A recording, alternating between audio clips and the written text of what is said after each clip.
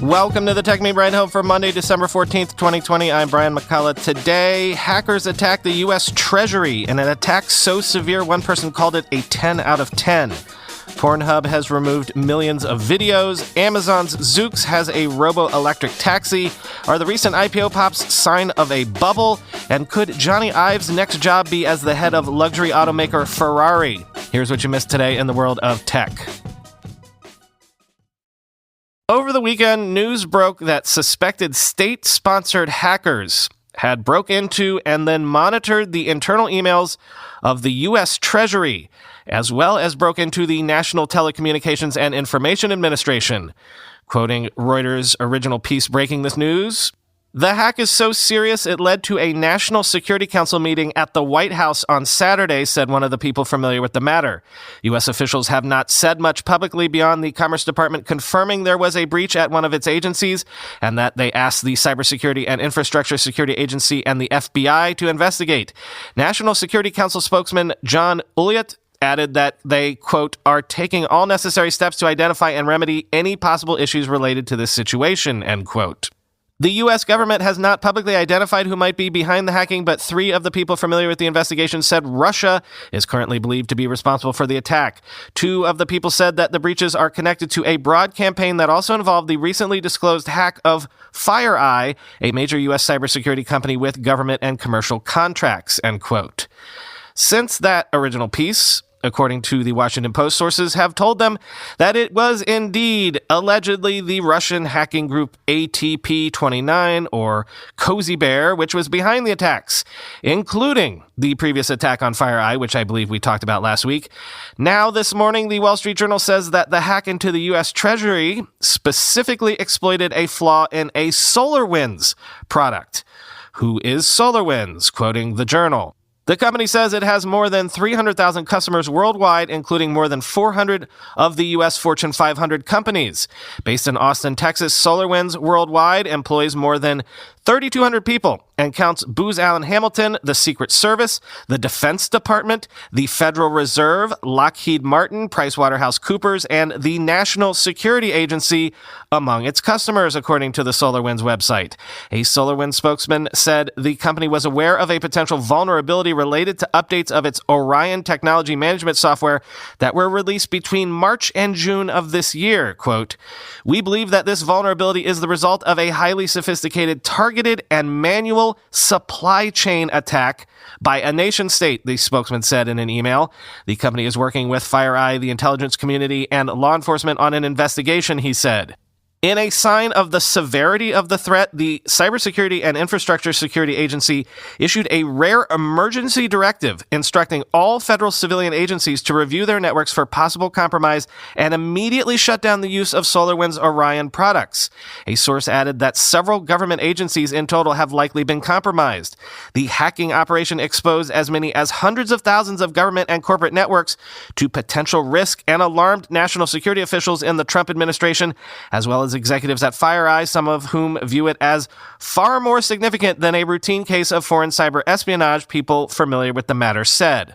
While those familiar with the hack couldn't precisely specify its scope or the resulting damage to the U.S. government, several described it as among the most potentially worrisome cyber attacks in years, because it may have allowed Russia to access sensitive information from government agencies, defense contractors, and other industries.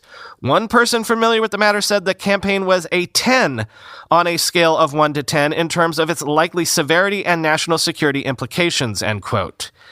Sounds pretty bad. Wanted to share this tweet from security consultant Brian Honan, quote, "Seeing lots of info flying around on this, suspect it will be tomorrow before dust settles. Saw a tweet stating SolarWinds believes the vulnerability to be in their software since early this year, which could have huge implications on how many orgs have been breached and for how long. If it's a security flaw in SolarWinds, then many others are at risk. Also, a reminder that all remote management tools, while providing benefits, are also a useful vector for attackers to use," end quote.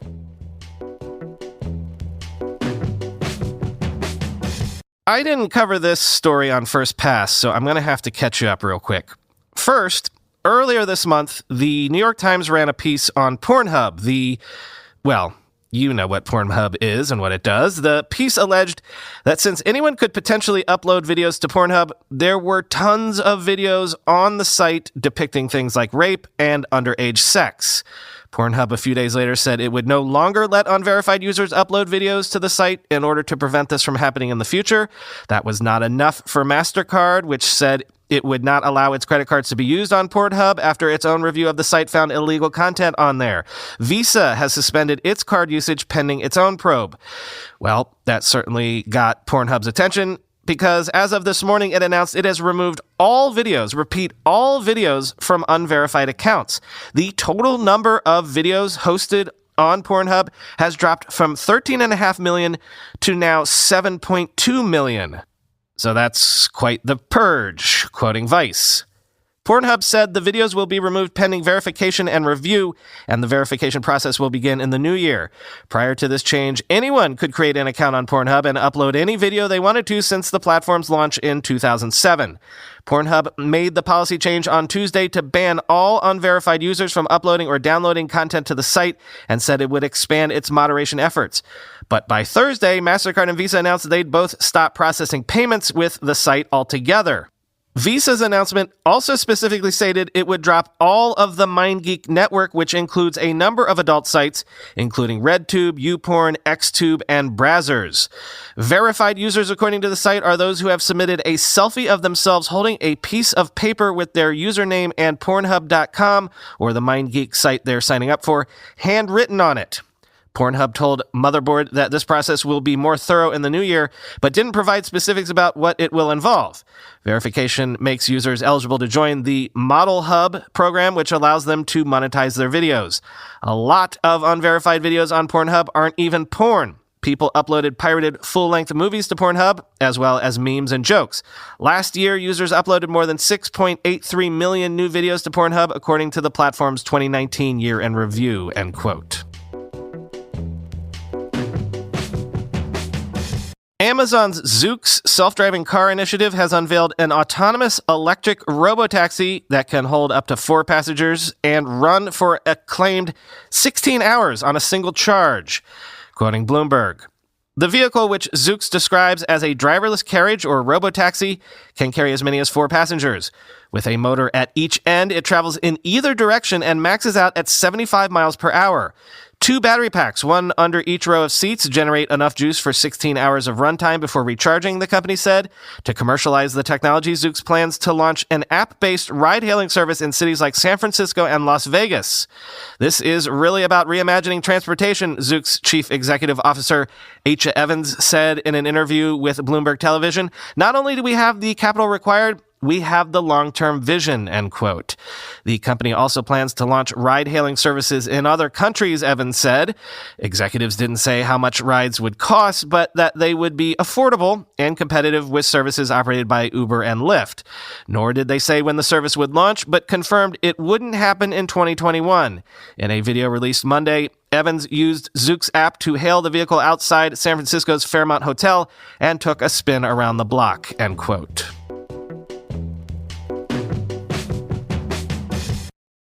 This episode of the Tech Meme Ride Home is brought to you by ArmorLock. Take control of your data privacy with G Technology's ArmorLock NVMe SSD solid-state drive. Go to getarmorlock.com to learn more and get yours today. G Technology's ArmorLock encrypted SSD solid-state drive and app deliver high-grade data security with pro-grade performance that is super simple for anyone to use. I set this up last weekend. You unlock it with your phone, which means you won't need to remember passwords or download software. Just open the ArmorLock app on your phone or Mac, tap the button to unlock, and off you go. You can also assign access to other devices, so my wife now has access, and all of our family's personal files are on there, our passwords, even our crypto, and the whole thing is accessible only to the 2 of us. ArmorLock's SSD is built to withstand the rigors of travel, being shipped, or accidentally dropped. It even has IP67 dust and water resistance, so we're thinking of this as our own personal family's safety deposit box. Best of all, the SSD is equipped with high-grade 256-bit AES XTS hardware encryption, so it's a modern safety deposit box. The last thing you need is leaked files, hacked servers, or lost or stolen drives. Take control of your data privacy with G Technology's ArmorLock NVMe SSD solid-state drive. Go to getarmorlock.com to learn more and get yours today. That's getarmorlock.com.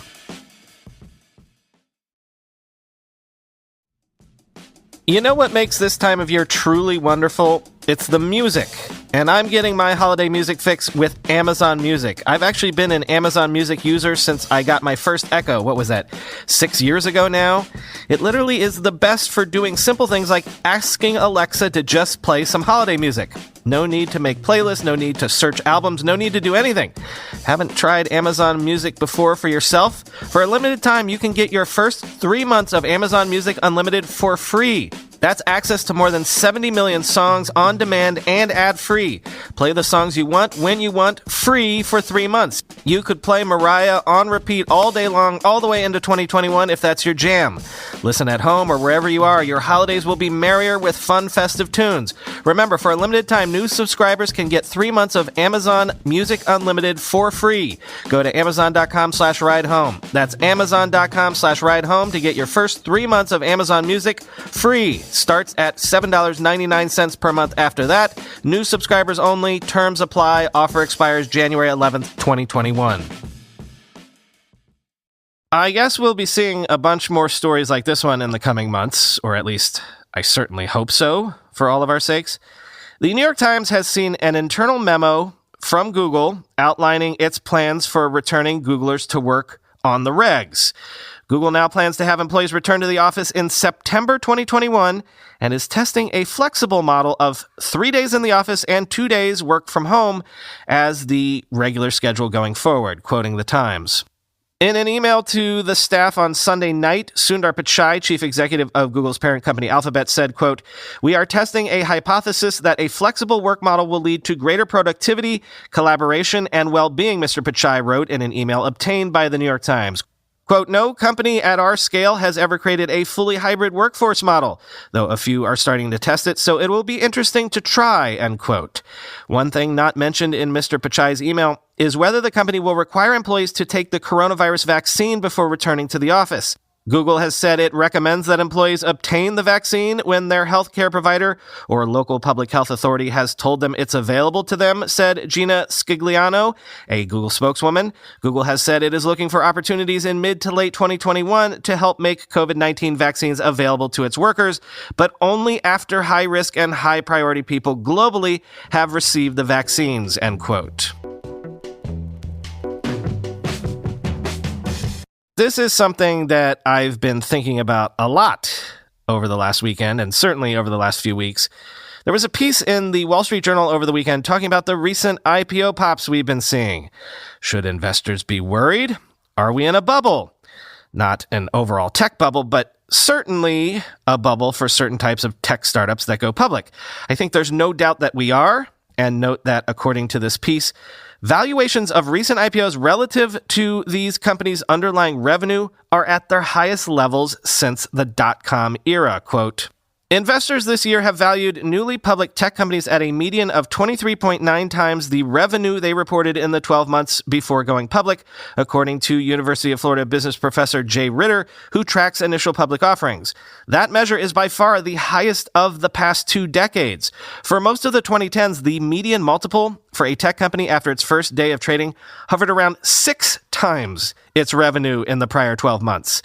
The same measurement for stocks in the NASDAQ Composite Index is 4.3, according to FactSet. So I'm going to interrupt again to say that the median of the recent IPOs is 23.9 times revenue. Back to the piece, quote, "I have a great deal of difficulty understanding the valuations of some of these companies," Mr. Ritter said. "The difference in enthusiasm for the unprofitable young companies and old corporate giants with consistent profits is night and day," he said. "The valuations imply investors are counting on years of continued rapid growth by these companies, hoping some will dominate their industries and churn out large profits," Mr. Ritter said.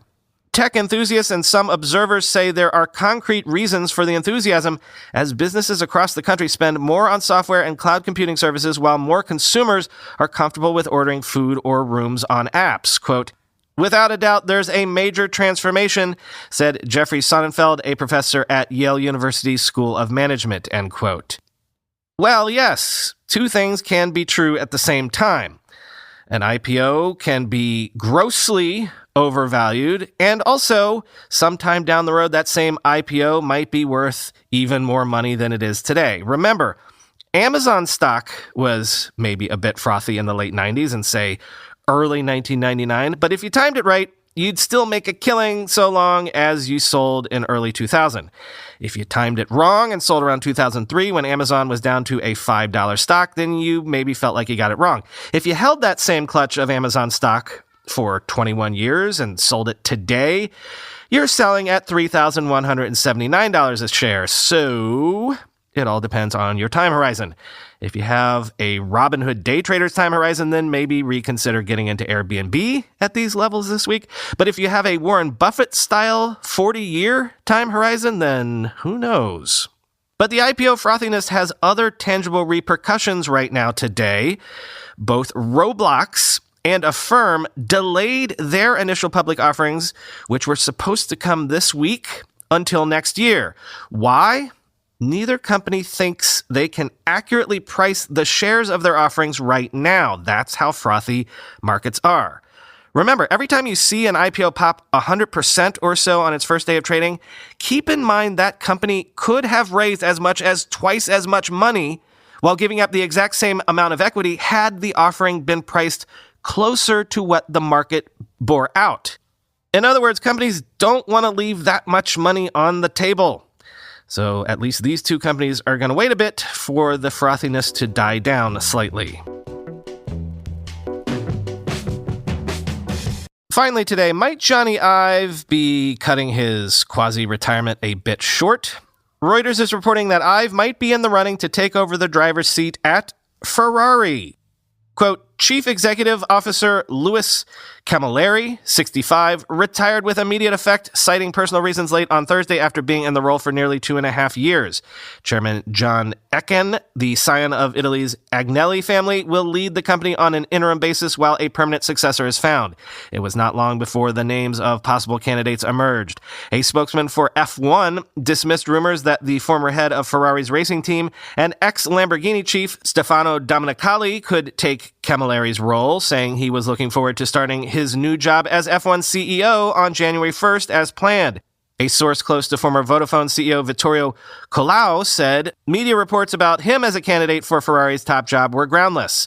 Besides Domenicali and Colau, Italian media cited other names, including Apple's CFO Luca Mastri and Apple's former design chief officer Jonathan Paul Ive as other possible candidates, end quote. Now, I don't know about Mastri's pedigree, but according to Cult of Mac, Ive is, quote, passionate about cars. One of the moments that made him want to be a designer was when his dad, Mike Ive, took him to a car design studio in London. The pair spent hours restoring a vintage Austin Healey Sprite car. He briefly considered studying car design at university. After he made it big at Apple, Ive bought himself supercars like the James Bond-associated Aston Martin DB9, a Bentley, and more. He also attended, and maybe still attends, the Goodwood Festival of Speed, where people show off various high-end cars. And while it's never been confirmed, it wouldn't seem too surprising if Ive had been a key figure in pushing the Apple Car project inside Apple. Quote, there are some shocking cars on the road, Ive was quoted as saying in a 2015 New Yorker article referring to a Toyota Echo. It is baffling, isn't it? Ive continued. It's just nothing, isn't it? It's just insipid. Not too long after that, the Apple Car rumors really took off, end quote.